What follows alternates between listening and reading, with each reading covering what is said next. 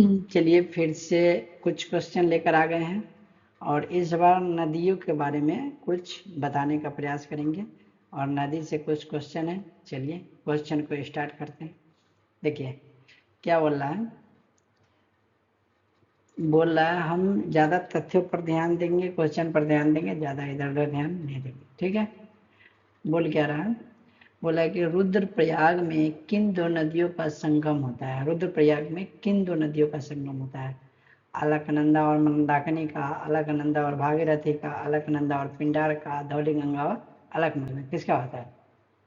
लेकिन रुद्रप्रयाग में जो है अलकनंदा और मंदाकिनी का मिलन होता है, तो हमारा आंसर हो जाएगा ए। आप लोग पढ़े होंगे तो ये रिवाइज के लिए मैंने ये सेशन लेके आता हूँ, ये आप लोग मतलब आंसर फटाफट मतलब लगाते जाओ। ठीक है, और इस प्रकार से आप आंसर हो जाएगा अलकनंदा और मंदाकिनी। और देखिए मंदाकिनी नदी है केदारनाथ से, मंदाकिनी नदी निकलता कहाँ से? केदारनाथ से निकलता है। कौन सा? मंदाकिनी नदी केदारनाथ से निकलता है। देवप्रयाग में जो है अलकनंदा और भागीरथी के मिलने के बाद इसे आधिकारिक रूप से गंगा नाम, मतलब देवप्रयाग में दोनों आके मिल जाता है, एक इधर से एक इधर से, और यहाँ से इसका नाम गंगा पड़ जाता है। ठीक है, चलिए अगला क्वेश्चन की तरफ चलते हैं, देखते हैं क्या अगला क्वेश्चन हमको ये बोल रहा है। अगला क्वेश्चन कह रहा है कि ब्रह्मपुत्र नदी भारत में प्रवेश करने से ठीक पहले किस पर्वत शिखर के पास तीखा यू टर्न लेता है? ब्रह्मपुत्र नदी जो है वो भारत में प्रवेश करने के पहले, ठीक है, कहाँ पर लेता है? तीखा मोड़। तो ये जो है तीखा मोड़ लेता है, ये चीन और भारत बॉर्डर जो है, चीन और भारत बॉर्डर, वहाँ पर नामचावरवा नाम का एक पर्वत है। ठीक है, नामचावरवा नाम का एक पर्वत है, वहाँ गहरा मतलब खड्डा गार्ज का निर्माण करता है और वहीं से यू टर्न लेता है। ठीक है, तो इसका आंसर हो जाएगा नामचावरवा, नामचावरवा। ठीक है, और देखिए भारत के अरुणाचल प्रदेश में प्रवेश करते समय इसका नाम क्या पड़ जाता है? जब ये यहाँ से आता है अरुणाचल प्रदेश में प्रवेश करता है तो इसका नाम क्या पड़ जाता है पता है आपको? दिहांग। दिहांग क्या? दिहांग। अरुणाचल प्रदेश में ब्रह्मपुत्र नदी प्रवेश करते इसका नाम पड़ जाता है दिहांग। ठीक है, तो चलिए नेक्स्ट क्वेश्चन में बढ़ते हैं। नेक्स्ट क्वेश्चन है कि भारत की किस नदी को उसके जैविक मरुस्थल होने के कारण कुख्यात माना जाता है? समझ रहे हैं क्या बोल रहा है कि जैविक मरुस्थल, जैविक मरुस्थल मतलब क्या? मरुस्थल में से कुछ मतलब खाद्य पदार्थ निकले, बायोलॉजिकल रिजल्ट, कुछ खाद्य पदार्थ मतलब वहां से निकले, तो भारत की किसी नदी को उसके जैविक मरुस्थल होने के कारण कुख्यात माना जाता है। तो किसको? यमुना, सॉरी दामोदर, यमुना, साबरमती, अमरावती, किसको माना जाता है बताइए? कोयला खदान और भारी उद्योग के कचरे के कारण ये नदी प्रदूषित हो चुका है,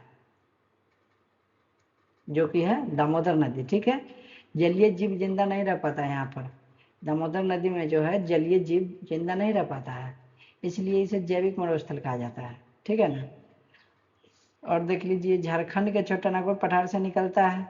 ठीक है, दामोदर नदी कहाँ से निकलता है? तो झारखंड के छोटा नागपुर पठार से निकलता है और इसको बंगाल का शोक कहा जाता है। ठीक है, देखते हैं नेक्स्ट क्वेश्चन। नेक्स्ट क्वेश्चन ये बोल रहा है कि निम्नलिखित में से कौन सी नदी भ्रंश घाटी से होकर बहती है? भ्रंश घाटी का मतलब जान रहे हैं? भ्रंश घाटी मतलब दरार, पर्वत है बीच में दरार है, तो इससे बहता है, वही तो भ्रंश घाटी है, उसी को तो भ्रंश घाटी बोला जाता है, रिफ्ट वैली बोला जाता है। ठीक है, तो ये हो जाएगा, इसका आंसर हो जाएगा ताप्ती नदी। ठीक है, और ये निकलता कहाँ से?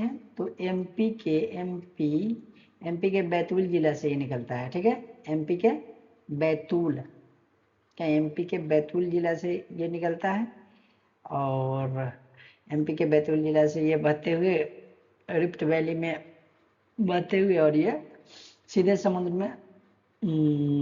में जाकर वहाँ गिर जाता है। कहाँ पर गिरता है? कहाँ पर? अरब सागर में, अरब सागर में गिरता है जहाँ पर एस्चुरी का निर्माण करता है। ठीक है, अरब सागर में गिरता है, वहाँ पर एस्चुरी का निर्माण करता है, और ताप्ती हमारा आंसर हो जाएगा। चलिए नेक्स्ट क्वेश्चन देखते हैं। नेक्स्ट क्वेश्चन यह है कि हंगरी तुंगभद्रा नदी की एक प्रमुख सहायक नदी है, यह किस मुख्य नदी का तंत्र का हिस्सा है? मतलब सीधा सीधा कहने का भाग है कि हंगरी जो है किसकी सहायक नदी है? तो तुंगभद्रा का सहायक नदियां है। ठीक है, और किसकी सहायक नदियां है ये? हंगरी, हंगरी तुंगभद्रा दोनों किसका सहायक नदियां है? हंगरी को वेदांतवली भी कहते हैं, वेदांतवली नदी भी कहते हैं, वेदावती नदी भी कहते हैं हंगरी को। तो हंगरी और तुंगभद्रा ये दोनों कृष्णा नदी का भी सहायक नदी है, तो हमारा आंसर हो जाएगा कृष्णा नदी। ठीक है, और ये तुंगभद्रा नदी के किनारे है हम्पी शहर, जो है विजयनगर साम्राज्य का जो राजधानी था हम्पी शहर है, वो तुंगभद्रा नदी के किनारे बसा हुआ है। ठीक है, नेक्स्ट देखते हैं। किशन गंगा नदी जो भारत और पाकिस्तान के बीच विवाद का विषय रही है, किस नदी का मुख्य सहायक नदी है? किशन गंगा नदी, किशन गंगा नदी किसका सहायक नदी है? तो किशन गंगा नदी झेलम का सहायक नदी है। ठीक है, और झेलम को पाकिस्तान में नीलम नदी के नाम से भी जाना जाता है। भारत ने इस पर Kishan Ganga hydro electric project बनाया है।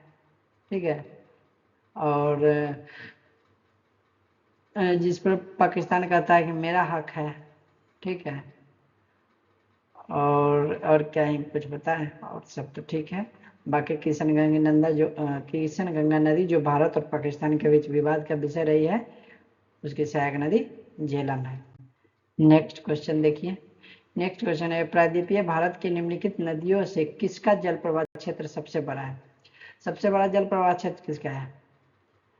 सबसे ज्यादा जल प्रवाह क्षेत्र, तो सबसे ज्यादा जल प्रवाह क्षेत्र गोदावरी का है। ठीक है, गोदावरी का है, और ये लगभग 3.12 लाख वर्ग किलोमीटर में फैला हुआ है। ठीक है, दक्षिण भारत में सबसे बड़ा है ये, पूरा ऑल ओवर इंडिया में भी सबसे बड़ा है, लेकिन दक्षिण भारत में भी सबसे बड़ा है। ठीक है, पूरे भारत के कुल क्षेत्रफल का लगभग 10% हिस्सा कवर करता है गोदावरी नदी डेल्टा। ठीक है, ठीक है। लंबाई के मामले में अगर इस नदी की लंबाई देखा जाए तो 1465 किलोमीटर है। 1465 किलोमीटर इसकी लंबाई है। इसको दक्षिण भारत की सबसे लंबी नदी कहते हैं। दक्षिण भारत की सबसे लंबी नदी है गोदावरी। ठीक है, नेक्स्ट क्वेश्चन देखते हैं। नेक्स्ट क्वेश्चन है कि निम्न में कौन सी नदी भी अध्यारोपित जल प्रवाह का एक बेहतरीन उदाहरण है? तो देखिए, ये जो 4 ऑप्शन है ये गलती से यहाँ पर लिखा गया। ठीक है, कौन सी नदी अध्यारोपित जल प्रवाह का एक उदाहरण है? अध्यारोपित जल प्रवाह का मतलब क्या होता है? अध्यारोपित जल प्रवाह का मतलब होता है कि नदी अपनी पुरानी घाटी चट्टानों की कठोरता की प्रवाह किए बिना वैसे ही रखा गया जैसे पहले बहती थी। मतलब जैसे पहले बहता था ना, वो अपने भी वैसे ही बह रहा है, तो उसको क्या बोला जाता है? अध्यारोपित जल प्रवाह। ठीक है, तो ये जो चंबल जो है ये ऐसे ही खड्डा में मतलब बह रहा है, अभी भी वही इसका हाल है, चंबल। ठीक है, और चंबल वो खड्डा होता था वहाँ पर, मतलब ऐसे है इसे, ये खड्डा मान लीजिए, यहाँ खड्डा है, इसमें डाकू बहुत रहता था, डाकू छुप जाता था इसको इस खड्डा में। इस खड्डे को बीहर नाम से भी जाना जाता है। ठीक है, तो हमारा आंसर हो जाएगा चंबल। चलिए नेक्स्ट देखते हैं। नेक्स्ट क्वेश्चन ये बोलता है, सुवर्णश्री, कामेंग और धनश्री निम्नलिखित में से किस नदी की सहायक नदियां है? सुवर्णश्री, कामेंग और धनश्री किसकी सहायक नदियां है? तीनों जो है उत्तर पूर्वी भारत, असम और अरुणाचल में ब्रह्मपुत्र नदी में आकर मिल जाता है। कौन? सुवर्णश्री, कामेंग और धनश्री तीनों किसमें मिलता है? ब्रह्मपुत्र में आकर मिल जाता है। ठीक है, तो ब्रह्मपुत्र की सहायक नदी हो गई। आगे देखते हैं, भारत की किस नदी को बुढ़िया रावी या प्राचीन रावी के अवशेष के रूप में देखा जाता है और यह घग्गर हकरा नदी तंत्र का हिस्सा है? किसको देखा जाता है? किसको? सरस्वती नदी, लूनी नदी, वनास, मांगना, तो सरस्वती नदी को देखा जाता है, ठीक है।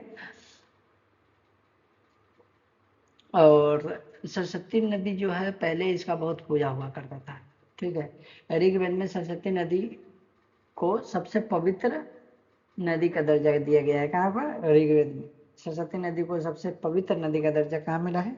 ऋग्वेद में, ठीक है। नेक्स्ट क्वेश्चन देखते हैं। नेक्स्ट क्वेश्चन ये बोल रहा है कि प्रायद्वीपीय भारत की कौन सी नदी गर्मियों और सर्दियों दोनों मौसम में वर्षा का जल प्राप्त करती है, जिससे इसमें साल भर पानी रहता है? ये तो सब आदमी को पता होगा। कौन सा? गंगा में तो पानी रहता है, लेकिन ये प्रायद्वीपीय नदी नहीं है। गोदावरी, कृष्णा, कावेरी। तो हम सब लोग जानते हैं कि हमारा आंसर कावेरी हो जाएगा, ठीक है। कौन आएगा? कावेरी हमारा आंसर हो जाएगा। और कावेरी नदी को ऊपरी हिस्से में दक्षिण पश्चिम मानसून है, गर्मियों में पानी मिलता है, ठीक है। और निचले हिस्सा में तमिलनाडु है, उत्तर पूर्वी मानसून से लौटती मानसून से पानी मिल जाता है कावेरी नदी को, ठीक है। इसी वजह से दक्षिण कि अन्य नदियां इस गर्मियों की तरह पूरी नहीं सूखती है, मतलब अन्य नदियों की तरह ये दक्षिण की नदियां है जो कि गर्मियों में भी पूरी तरह से नहीं सूखता है। इसे दक्षिण भारत का सबसे पवित्र नदी माना जाता है। कावेरी को दक्षिण भारत का सबसे पवित्र नदी माना जाता है। क्या माना जाता है? दक्षिण भारत का सबसे पवित्र नदी कौन है? तो कावेरी, ठीक है। आगे चलते हैं। चित्रकूट जलप्रपात, जिसे भारत का नियाग्रा भी कहा जाता है, किस नदी पर स्थित है? चित्रकूट जलप्रपात किस नदी पर स्थित है? तो बताइए। इंद्रावती नदी, शरावती नदी, नर्मदा नदी या मांडवी नदी किस पर स्थित है? चित्रकूट जलप्रपात बता सकते हैं कोई? तो ये इंद्रावती नदी पर स्थित है। किस पर? इंद्रावती पर। इंद्रावती। अब बताइए इंद्रावती नदी की अवस्थिति आप लोग कमेंट में जरूर बताइएगा, हालांकि हम बता दे रहे हैं। इंद्रावती नदी छत्तीसगढ़ के बस्तर जिले में है, ठीक है। और ये अपने वाटरफॉल और घोड़े की नाल जैसे चौड़े आकार के कारण भारत का नियाग्रा कहलाता है, ठीक है। बारिश के दिनों में इसकी चौड़ाई लगभग 300 मीटर तक हो जाती है। इंद्रावती नदी गोदावरी की एक प्रमुख सहायक नदी है, ठीक है। और आगे बढ़िए, देखते हैं। आगे श्योक, गिलगित और जास्कर नदियां किस मुख्य नदी तंत्र का सहायक नदी है? श्योक, कौन सा? श्योक, गिलगित, जास्कर किस मुख्य नदी तंत्र की सहायक नदियां है? अब देखिए, श्योक, गिलगित और जास्कर। गिलगित और जास्कर से आपको पता चलेगा कि ये लद्दाख के इधर का बात हो रहा है। तो लद्दाख के इधर कौन कौन से नदी बहती है? तो श्योक, गिलगित, जास्कर और हमारे ब्रह्मपुत्र नदी तो लद्दाख में बहता नहीं है, गंगा नदी तो लद्दाख में बहता नहीं है, तीस्ता नदी तो लद्दाख में बहता नहीं है। तो आंसर हो जाएगा सिंधु नदी। देखिए, कुछ क्वेश्चन ऐसे होते हैं कि दिमाग लगाकर भी किया जा सकता है। और हम ऐसे क्वेश्चन का मतलब ये चोर निकाले हैं, मतलब 40 या 50 क्वेश्चन होंगे इसमें। ऐसा क्वेश्चन है कि ये हर एग्जाम में लगभग पूछे ही जाते हैं, ठीक है। हर एग्जाम में लगभग पूछे ही जाते हैं। श्योक नदी के बारे में बता दें तो श्योक नदी को मृत्यु की नदी भी कहा जाता है। किसको? श्योक नदी को मृत्यु की नदी भी कहा जाता है। इसका रास्ता बहुत खतरनाक है। सिंधु नदी भारत के केवल लद्दाख केंद्र शासित प्रदेश से होकर बहती है। सिंधु नदी के बारे में पूछेगा कि सिंधु नदी जम्मू कश्मीर से भी बहती है? तो आंसर होगा नहीं, सिंधु नदी सिर्फ लद्दाख से होकर बहती है। आगे देखिए, केरल की सबसे लंबी नदी कौन सी है जो अरब सागर में गिरती है? बताइए, केरल की कौन सा है? पेरियार है, भारत जुम्पा है, पंबा है, चलकुंडी है। कौन सा केरल की नदी है जो मतलब अरब सागर में सीधी गिरती है और सीढ़ी बनाती है? तो तो पेरियार, ठीक है। और पेरियार नदी को हम केरल की जीवन रेखा भी कहते हैं, ठीक है। पेरियार को हम केरल की जीवन रेखा कहते हैं, क्योंकि राज्य में पीने का पानी और बिजली का मान बिजली भी ये पैदा करती है। ठीक है, केरल की पहली तो ये हो गई, और दूसरी सबसे लंबी नदी कौन है? ये हो गया पहली। दूसरी, तो दूसरी है भारत जुम्पा, भारत जुम्पा सॉरी, दूसरी कौन है? भारत जुम्पा। भारत लिखने में नहीं बन रहा है, लेकिन आप मान जाइए भारत जुम्पा है दूसरी। ठीक है, पहली है दूसरी है। अगला में देखते हैं, धुआंधार और कपिलधारा जलप्रपात मध्य प्रदेश की किस नदी पर निर्मित गड्ढे खड्डों में बनते हैं? कौन सा? धुआंधार और कपिलधारा नर्मदा नदी पर है। ठीक है, मध्य प्रदेश के जबलपुर के पास भेड़ाघाट में नर्मदा नदी, ठीक है, संगमरमर की सफेद चट्टानों के बीच से गिरती है, जिसकी पानी फुहारे धुएं जैसी दिखती है। समझे? इसलिए इसको धुआंधार जलप्रपात भी बोलते हैं। ठीक है, और नर्मदा नदी का उद्गम होता है मध्य प्रदेश के अमरकंटक पहाड़ी से। कहां से? एमपी के अमरकंटक पहाड़ी से।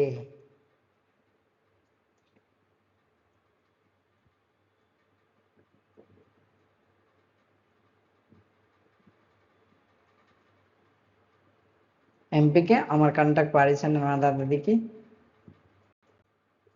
शुरुआत होती है। चलिए आ जाइए, गोवा के जीवन रेखा कहे जाने वाली मांडवी नदी का उद्गम किस राज्य से होता है? अब देखिए, इसमें बहुतों का मतलब कंफ्यूजन हो जाएगा कि गोवा से जो नदियां गोवा के जीवन रेखा कहलाती है, जो कि मांडवी नदी है, उसका मतलब उद्गम कहाँ से होता है? तो पता होगा आपको।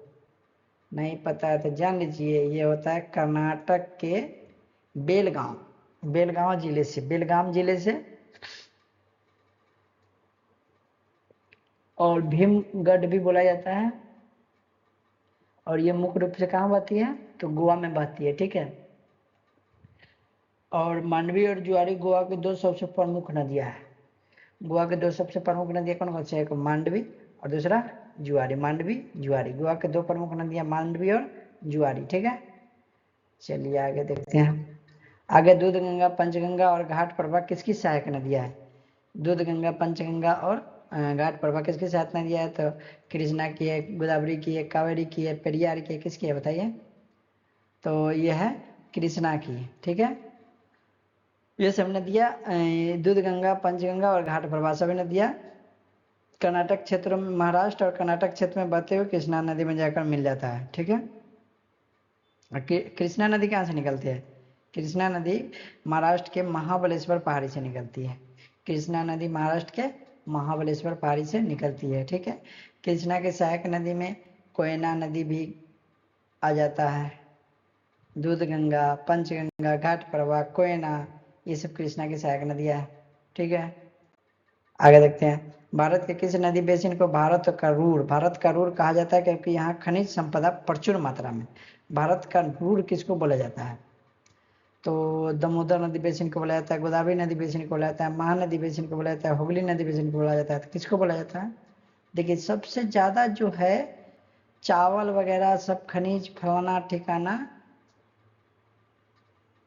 सॉरी चावल नहीं, भारत का रूर मतलब कि लौह शक फलाना ठिकाना, ये सब खनिज संपदा प्रचुर मात्रा में दामोदर नदी बेसिन में पाया जाता है। ठीक है, चावल सबसे ज्यादा गोदावरी नदी बेसिन में मिलता है, महानदी में मिलता है, लेकिन गोदावरी में सबसे ज्यादा मिलता है। लेकिन इसका आंसर हो जाएगा खनिज संपदा प्रचुर मात्रा में बोल रहा है, तो इसका हो जाएगा दामोदर नदी बेसिन। ठीक है, और रूर का मतलब क्या है? भारत का रूर, ये रूर का मतलब जानते क्या है? रूर का मतलब है कि जर्मनी का रूर इलाके अपने कोयले और खनिजों के लिए प्रसिद्ध है, इसलिए रूर बोला जाता है। जहाँ ज्यादा कोयला वगैरह होता है ना, उसको रूर बोला जाता है। ठीक है, तो भारत में दामोदर घाटी, झारखंड में और पश्चिम बंगाल में सबसे ज्यादा कोयला पाया जाता है। ठीक है, इसलिए इसे भारत का रूर कहा जाता है। अब भारत की पहली जो बहुदेशीय नदी घाटी परियोजना है, वो 1948 में कहाँ बना था? दामोदर घाटी पर बना था, दामोदर नदी पर बना था, सॉरी। टेनेंसी डीवीसी जो है भारत की पहली बहुदेशीय नदी घाटी परियोजना है, 1948 में दामोदर घाटी पर बना था। आगे देखते हैं, तिब्बत के पास स्थित राकस झील से प्रमुख किस नदी का उद्गम होता है? तिब्बत के पास स्थित राकस झील से किस प्रमुख नदी का उद्गम होता है? देखिए बताइए आप लोग, किसका निर्माण होता है? सतलुज का होता है, या फिर सिंधु का होता है, या झेलम का होता है, या रावी का होता है? सतलुज के पास, तिब्बत के पास राकस ताल से। तो सिंधु का तो नहीं है, झेलम का नहीं है, रावी का नहीं है, ठीक है, तो सतलुज का आ जाएगा। ठीक है, अब देखिए सतलुज नदी मानसरोवर के पास, तिब्बत के मानसरोवर से निकलता है और मानसरोवर के राकस ताल से निकलता है। कौन सा? सतलुज नदी। ठीक है, यह भारत में हिमाचल प्रदेश और सिपकिला दर्रा में प्रवेश करते हैं। हिमाचल प्रदेश में सिपकिला दर्रा से प्रवेश करता है। ठीक है, सिंधु नदी कहाँ से निकलता है? सिंधु नदी निकलता है मानसरोवर, मानसरोवर के पास से बोखरचू ग्लेशियर से निकलता है। ठीक है, बोखरचू ग्लेशियर से, बोखरचू ग्लेशियर से, बोखरचू ग्लेशियर से। सतलुज निकलता है राकसताल से। ठीक है, सतलुज निकलता है, सतलुज निकलता है राकसताल से, सतलुज निकलता है राकसताल से, मानसरोवर के राकसताल से, और सिंधु निकलता है मानसरोवर के बोखरचू ग्लेशियर से। अजय निम्नलिखित में कौन सी नदी गंगा के बाएं तट की सहायक नदियां नहीं है? नहीं पर ध्यान देना है। तो बाएं का नहीं है, तो ये भी बाएं से आकर गंगा मिलता है, ये भी आकर बाएं से मिलता है, ये भी आकर बाएं से मिलता है, लेकिन सोन जो है वो गंगा में दाएं से होकर मिलती है। तो आंसर हमारा सोन नदी हो जाएगा। ठीक है, इसमें तो कुछ था नहीं, सोन हो जाएगा।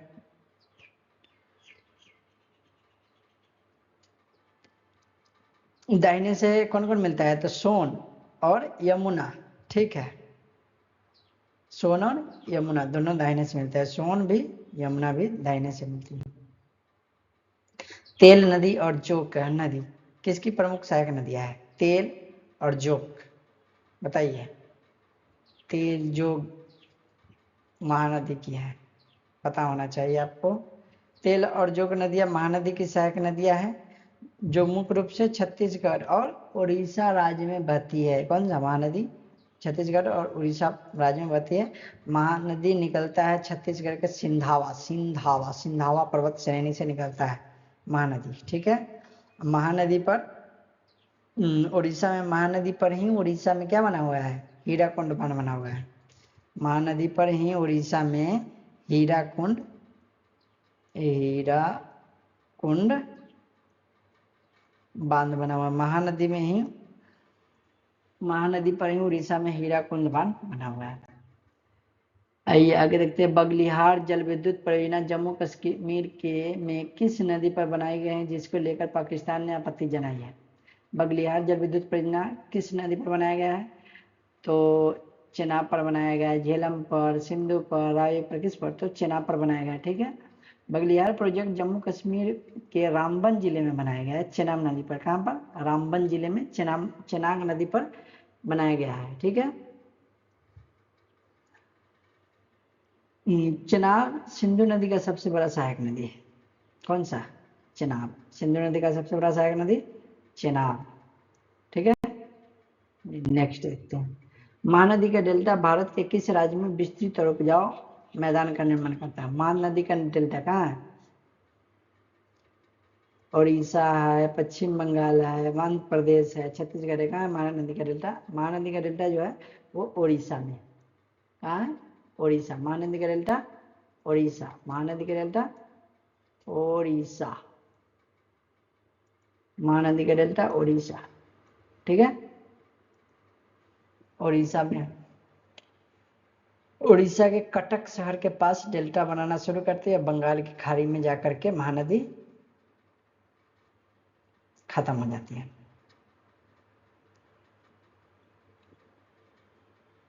सबसे ज्यादा यहाँ पर महानदी के डेल्टा में चावल की खेती बहुत ज्यादा होती है। ठीक है, अच्छा एक बात आप लोग बताएंगे कमेंट सेक्शन में भाई, कि राष्ट्रीय चावल अनुसंधान संस्थान कहाँ स्थित है? क्या? राष्ट्रीय चावल अनुसंधान संस्थान कहाँ पर स्थित है? उड़ीसा में ही है, लेकिन कहाँ पर है वो हमको कमेंट सेक्शन में आप लोग जरूर बताइएगा। आ जाइए, पूर्णा, वर्धा और वेनगंगा किसकी महत्वपूर्ण सहायक नदियां हैं? तो ये सभी किसका है? पूर्णा, वर्धा, वेनगंगा, पेनगंगा। तो ये सब गोदावरी की सहायक नदियां हैं, ठीक है। वर्धा और वेनगंगा जो है वो आगे जाकर क्या बनता है? प्रणहिता नदी का निर्माण करता है। कौन सा? प्रणहिता।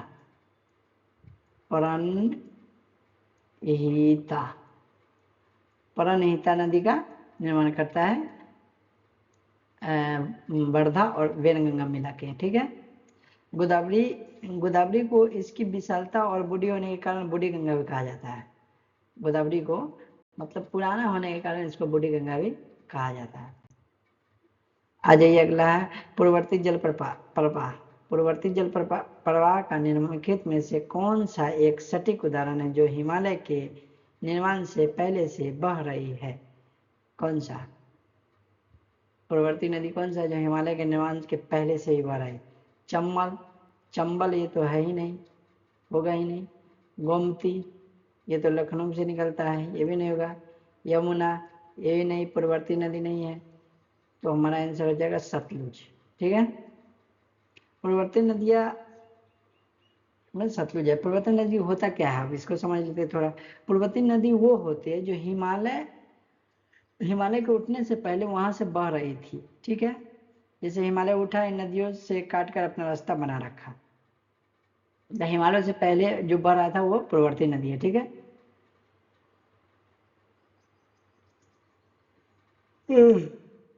पूर्ववर्ती नदी का उदाहरण है सिंधु, सतलुज, ब्रह्मपुत्र, ये सब पूर्ववर्ती नदी हैं, ठीक है।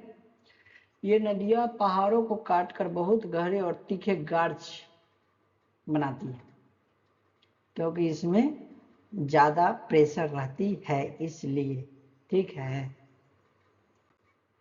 आगे देखिए, आगे क्या, लोकटक झील में गिरने वाली और मणिपुर की एक प्रमुख बराक आगे चलकर बांग्लादेश में किस नाम से जाना जाता है? बराक नदी को जो है आगे चलकर बांग्लादेश में इसको मेघना के नाम से जाना जाता है, ठीक है।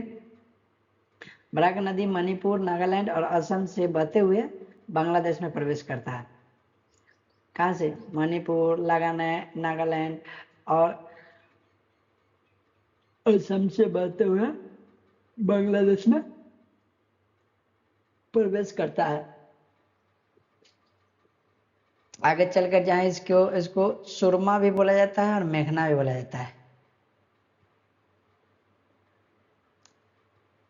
पहले देखिए, पहले नागालैंड आया, फिर मणिपुर आया, फिर असम आया, सॉरी, पहले मणिपुर आया, फिर नागालैंड आया, फिर असम आया, ठीक है। फिर इसको सुरमा बोला जाता है। सुरमा के बाद पूरी तरह ये बांग्लादेश में आ जाता है, तो फिर इसको मेघना के नाम से जाना जाता है, ठीक है। और अंत में जो है वो मेघना के नाम से ही पानी ब्रह्मपुत्र नदी का समुद्र में गिरती है, ठीक है। मणिपुर में एक तैरती हुई झील लोकटक झील इसी बेसिन का हिस्सा है, इसी नदी बेसिन का हिस्सा है। लूनी नदी पर पानी का बालोतरा राजस्थान का मीठा रहता है, तक मीठा रहता है, लेकिन उसके बाद वह खारा क्यों हो जाता है? क्या हो जाता है? तो भूमि में उच्च लवणता के कारण, ठीक है, खारा हो जाता है, मतलब नमकीन क्यों हो जाता है?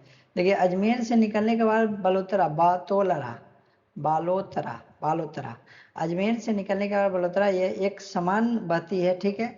लेकिन बलोतरा के आगे थार मरुस्थल की चट्टानें और मिट्टी नमक वाला युक्त ज्यादा है, ठीक है, इसलिए वहां से ये खारा हो जाती है, वहां से मतलब नमकीन हो जाती है। भारत की एकमात्र प्रमुख अंतरस्थलीय नदी है जो कि समुद्र में नहीं गिरती है बल्कि कच्छ के रन में गायब हो जाती है। लूनी नदी जो है भारत का एक ऐसा नदी है, प्रमुख नदी है, जो कि ये समुद्र तक पहुंचता ही नहीं है, समुद्र तक ये पहुंचता नहीं है, मतलब ये कच्छ के रन में ही, कच्छ के रन का है गुजरात में, वहीं तक मतलब खत्म, जाते जाते जाते जाते जाते जाते जाते वहां से खत्म। अजमेर से निकलता है और कक्ष के रंग तक जाकर के खत्म हो जाता है। अगला क्वेश्चन देखते हैं। साबरमती नदी का उद्गम अरावली की पहाड़ियों से होता है। यह पहाड़ियां मुख्य रूप से किस जिले में स्थित है जहां से यह निकलती है? साबरमती नदी का उद्गम अरावली पहाड़ियों से होता है। ठीक है, यह पहाड़ियां मुख्य रूप से किस जिले में है? किस जिले में है जानते हैं? राजस्थान तो सब जानता है कि साबरमती का उद्गम अरावली पहाड़ी राजस्थान में है, लेकिन कहाँ है? तो उदयपुर। ठीक है, उदयपुर। साबरमती नदी राजस्थान के उदयपुर जिले से निकलता है। ठीक है, अरावली पर्वत से निकलता है और ज्यादा कहाँ बहता है? तो गुजरात में बहता है। और साबरमती नदी के किनारे ही अहमदाबाद और गुजरात शहर बसा हुआ है। गांधीनगर और अहमदाबाद जो है वो साबरमती नदी के किनारे ही बसा हुआ है। और साबरमती है तो महात्मा गांधी का जो रहते थे आश्रम में, साबरमती आश्रम में, वो भी साबरमती नदी के किनारे ही बसा हुआ है। दुग्ध सागर जलप्रपात भारत के 2 राज्यों की सीमा पर स्थित है। यह किस नदी पर है? दुग्ध सागर, दुग्ध सागर कहाँ है? गोवा में, मांडवी नदी पर। ठीक है, दूध सागर जलप्रपात जो है वो गोवा और कर्नाटक के सीमा पर मांडवी नदी पर स्थित है। ठीक है,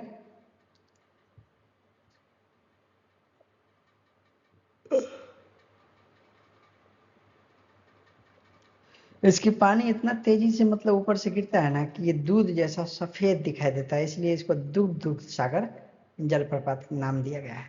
ठीक है,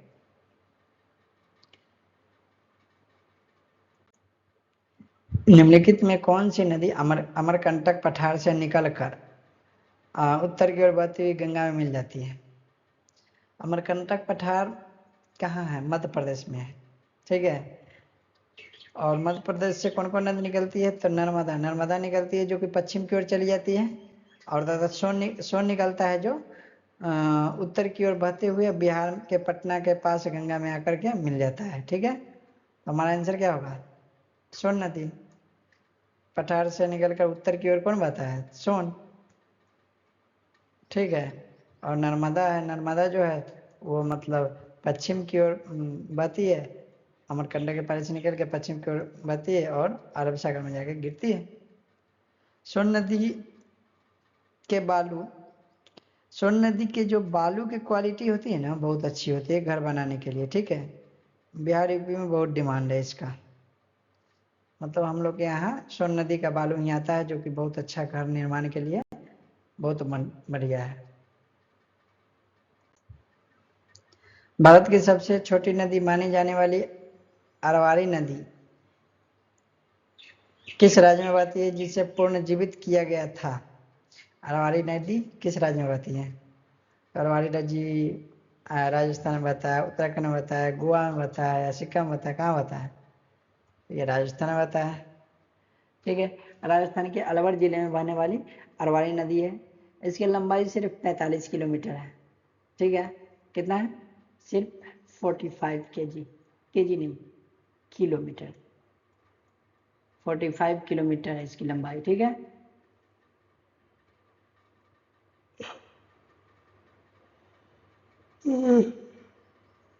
आगे देखते हैं। बेला, बेला, बेला नहीं है दोस्त, ये बूलर झील है। ठीक है, गलती से लिखा गया है, फॉन्ट चेंज हो गया है, बूलर है, बूलर, बूलर झील, बूलर। ठीक है, बूलर झील है से होकर कौन सी प्रमुख नदी बहती है, उसके मार्ग को नियंत्रण करती है? तो बूलर झील से झेलम नदी बहती है। बूलर झील है कहाँ? तो बूलर झील कश्मीर में है, जम्मू एंड कश्मीर में है।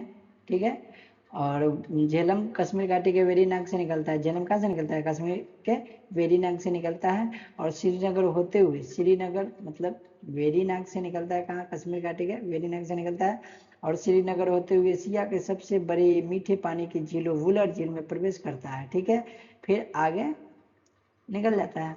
झेलम नदी भारत और पाकिस्तान की सीमा के साथ कुछ दूरी तक बहता है। झेलम भारत में भी बहता है, पाकिस्तान में बहता है, थोड़ा मोड़ा पाकिस्तान में बहता है। गोदावरी नदी महाराष्ट्र के त्र्यंबक से निकलकर कुल कितने भारतीय राज्य से होकर बहती गुजरती है और बेसिन क्षेत्र नहीं, केवल मुख्य धारा।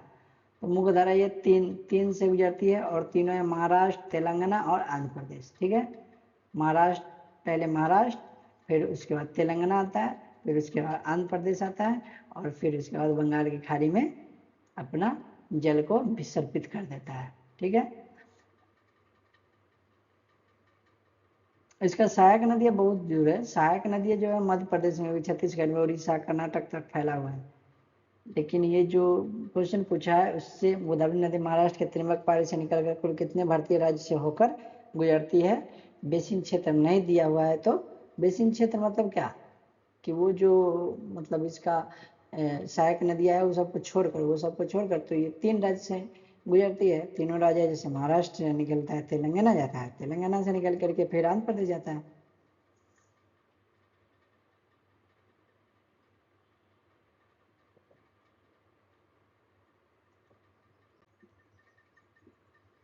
कपिला और हेमावती निम्नलिखित में से किस दक्षिण भारत नदी की प्रसिद्ध सहायक नदी है? कपिला और हेमावती किसकी है? तो कावेरी की है, कृष्णा की है, गोदावरी की है या गंगे की है? बताइए। कपिला और हेमावती कावेरी की है। ठीक है, कावेरी नदी की उत्तर की ओर से मिलने वाली सहायक नदियां हेमावती है, सिमथा है, अर्कावली है और दक्षिण से कौन कौन मिलता है? लक्ष्मण तीर्थ है, कावनी है, कपिला है, सब दक्षिण से मिलता है। ठीक है,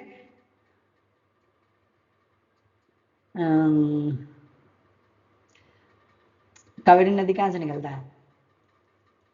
कावेरी नदी कहाँ से निकलता है? ब्रह्मगिरी की पहाड़ी से, कर्नाटक के ब्रह्मगिरी की पहाड़ी से कावेरी नदी निकलती है। कावेरी नदी अपने मार्ग में कई द्वीप का भी निर्माण करता है। कावेरी नदी निकलता है, इसका मार्ग में कई द्वीप का निर्माण करता है, जैसे श्रीरंगपट्टनम, शिव समुद्रम, ये सब वहीं पर आता है।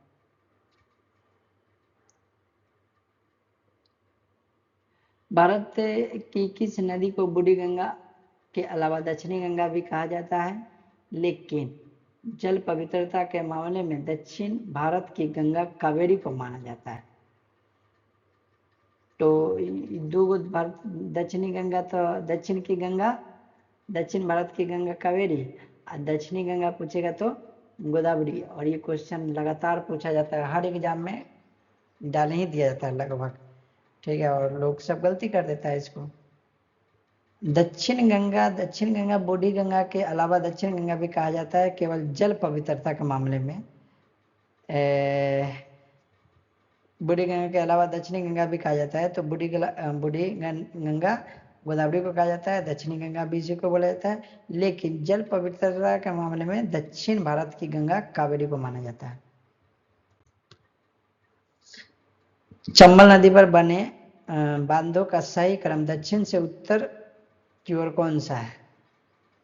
चंबल नदी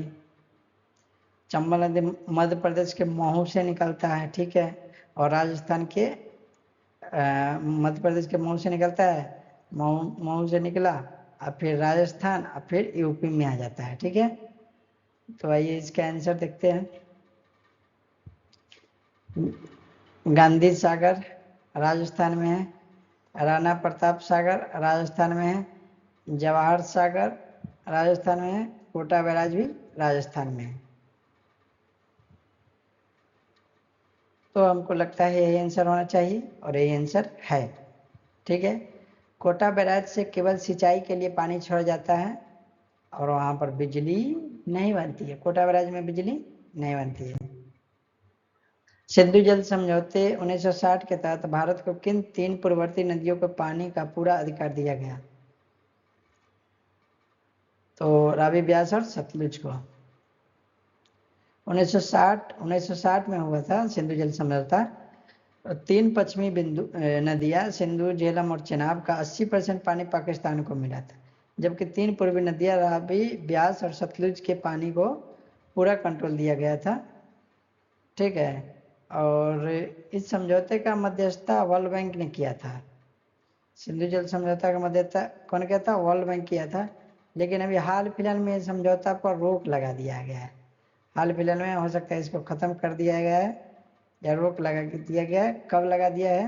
तो ये जो पहलगांव अटैक हुआ था ना, उसके बाद इस पर विचार किया गया और इस पर रोक लगा दिया गया। दामोदर नदी छोटानागपुर पठार से निकलकर अंत में किस नदी में जाकर विलीन हो जाती है? देखिए, दामोदर नदी जो है झारखंड से निकलता है, पश्चिम बंगाल तक लाता है और कोलकाता के पास गंगा में मिल जाता है। गंगा हुगली में मिल जाता है, कोलकाता के पास आके दामोदर नदी। ठीक है, झारखंड से निकला, पश्चिम बंगाल में आया, कोलकाता के पास आया, गंगा के सहायक हुगली नदी में मिल जाता है। ठीक है, तो इसका आंसर हो जाएगा हुगली नदी। हुगली में अगर मिल जाएगा। हुगली नदी के किनारे कौन कौन से कौन बंदरगाह है? तो कोलकाता बंदरगाह है। कोलकाता बंदरगाह को क्या बोला जाता है?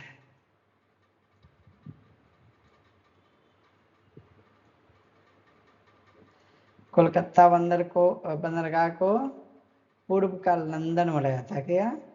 पूर्व का लंदन। अमरावती, भवानी और काबिनी नदियां किस मुख्य नदी घाटी के दक्षिण हिस्से को सिंचित करती हैं? किस मुख्य नदी के घाटी के दक्षिण हिस्से को सिंचित करती है? तो कावेरी को। ठीक है, ये तीनों जो नदियां हैं, ये तीनों नदी दक्षिण की ओर से आने वाली सहायक नदियां है। ठीक है, अमरावती नदी तमिलनाडु का सबसे लंबी नदी है।